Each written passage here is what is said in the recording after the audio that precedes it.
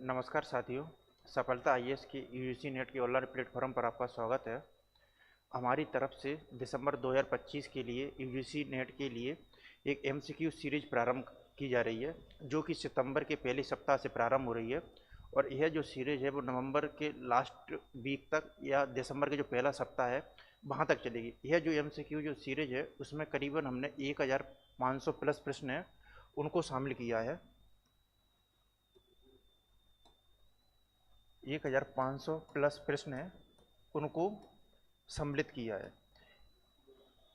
इन 1500 प्रश्न में UGC net में आई हुई हिंदी विषय में आई हुई सभी प्रश्नों के साथ ही विभिन्न राज्यों के जो असिस्टेंट प्रोफेसर की परीक्षाएं हुई हैं उनको भी शामिल किया है। उदाहरण के तौर पर मध्य प्रदेश, राजस्थान, उत्तर प्रदेश और हाल ही में अभी हरियाणा का जो असिस्टेंट प्रोफेसर का एग्जाम हुआ है उन सभी एग्जाम के जो प्रश्न पत्र हैं उनको जो पीवाईक्यू है उनको भी इस परीक्षा में एमसीक्यू सीरीज है उसमें शामिल किया गया। इस तरीके से इसमें दो प्रश्न पत्र शामिल हैं। एक है यूजीसी नेट और दूसरा है असिस्टेंट प्रोफेसर की एग्जाम, एपी एग्जाम।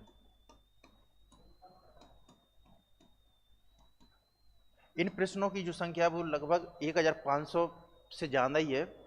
और इसमें यूजीसी नेट का जब से सिलेबस चेंज हुआ है वहाँ से लेके अभी तक का जो जून 2025 का जो एग्ज़ाम हुआ है उस वहाँ तक के सभी प्रश्न हैं उनको शामिल किया गया है। किसी भी एग्ज़ाम को जो क्रैक करने का जो सबसे बेहतर तरीका होता है वो होता है हमारे जो पीवाईक्यू के प्रश्न है वो। क्योंकि अगर हमारे जो पीवाईक्यू के जो प्रश्न होते हैं ना, जो पीवाईक्यू के जो प्रश्न होते हैं ना वो हमारे सबसे बेहतरीन तरीके से मार्गदर्शक होते हैं या फिलोसफर होते हैं या हमारे जो गाइड होते हैं।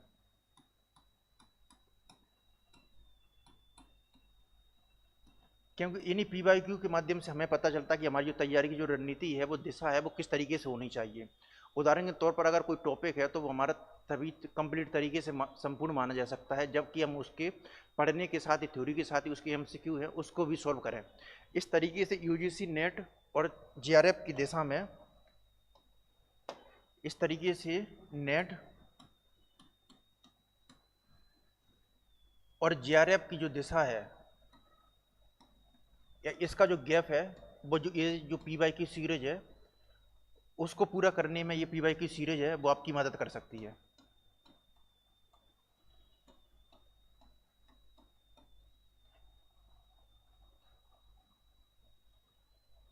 पीवाईक्यू सीरीज है वो मदद कर सकती है।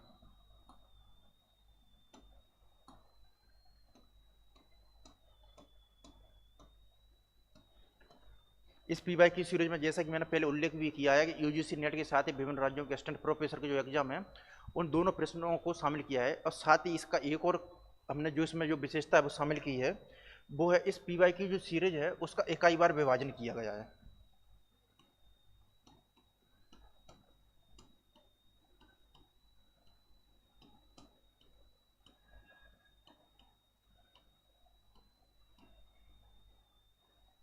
इकाई बार विभाजन से तात्पर्य यह है कि जैसे कि यूजीसी नेट का जो सेकंड प्रश्न पत्र है हिंदी का उसमें 10 इकाइयाँ विभाजित हैं, जिसमें 1 से 4 तक में हिंदी भाषा और विकास है, इकाई 2 है वो हिंदी साहित्य का इतिहास है, इकाई 3 है वो साहित्य शास्त्र या काव्य शास्त्र और इकाई 4 है वो वैचारिक पृष्ठभूमि है।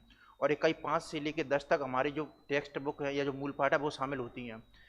तो उसमें हमने जो पूरा का पूरा जो 10 इकाइयाँ हैं उन सभी को शामिल किया है कि उनका जो क्लासिफिकेशन है वो किया है कि कौन सी इकाई में कौन कौन से प्रश्न आए और कितने हुए प्रश्न आए हैं। जिस तरीके से क्योंकि जिस इकाई पे से ज़्यादा प्रश्न आए हैं उन पर हमारा फोकस भी ज़्यादा होना चाहिए। और ऐसी इकाइयाँ भी होती हैं जो कि छोटी होती हैं और जहाँ पर कम मेहनत करें और ज़्यादा हम स्कोर हैं वो कर सकते हैं। इस तरीके से तैयारी होती है वो बेहतर रणनीति होती है। तो वो एग्जाम को जो हम क्रैक कर सकते हैं वो ज़्यादा आसानी से कर सकते हैं और बेहतर रणनीति के साथ में भी कर सकते हैं। इस तरीके से इसका जो इकाई बार विभाजन है वो भी किया गया।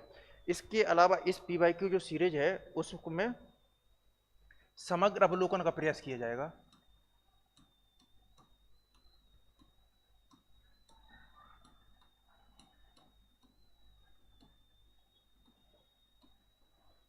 समग्र अवलोकन से तात्पर्य है कि अगर हमारे पास जो प्रश्न है उसके अगर 4 ऑप्शन मौजूद हैं तो ऐसा नहीं है कि हमें अगर उसका उत्तर पता है तो उसका सिर्फ उत्तर ही बताते चलें।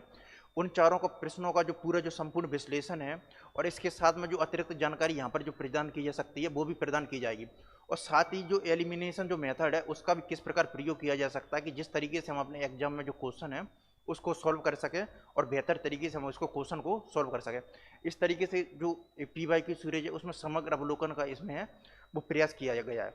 इसके अलावा एक और इस चीज़ में ध्यान दिया गया है कि हिंदी साहित्य की जो विभिन्न जो साहित्य इतिहास की पुस्तकें हैं, उदाहरण के तौर पर आचार्य रामचंद्र शुक्ल का हिंदी साहित्य का इतिहास, डॉक्टर बच्चन सिंह का हिंदी साहित्य का दूसरा इतिहास, आधुनिक हिंदी साहित्य का इतिहास, रामस्वरूप चतुर्वेदी का हिंदी साहित्य और संवेदना का विकास, या फिर नामवर सिंह का कविता के नए प्रतिमान, आचार्य हजारी प्रसाद द्विवेदी जी का आदिकाल, इन जो सभी पुस्तकें हैं उनमें जो PYQ है या जिनसे बेहतर प्रश्न बन सकते हैं उन प्रश्नों को भी इस PYQ सीरीज है उसमें शामिल किया गया।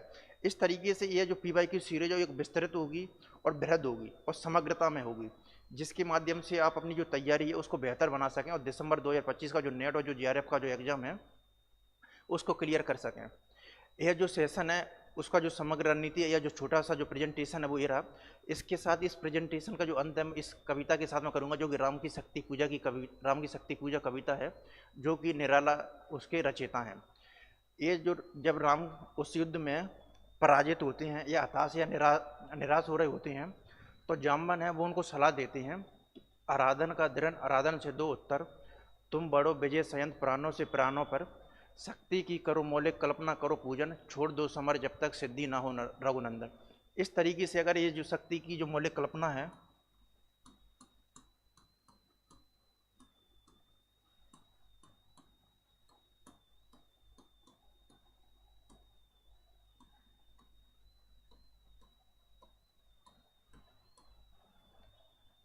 वो जीवन के किसी भी क्षेत्र में या किसी भी एग्जाम होता है उसके लिए बहुत ज़रूरी होती है, क्योंकि जब तक हम शक्ति की मौलिक कल्पना या अपने जो अंतर्द्वंद है उनको समाप्त, शक्ति की मौलिक कल्पना अपने अंतर्द्वंदों को समाप्त करके हम अपने जो जीवन का जो क्षेत्र है उसमें नहीं लगाएंगे तब तक हम अपने जो एग्जाम है उसको भी जीवन में सफल नहीं हो सकते। इस तरीके से ये PYQ जो सीरीज है वो ज़रूर है आपके जो एग्ज़ाम है उसमें सफल होगी।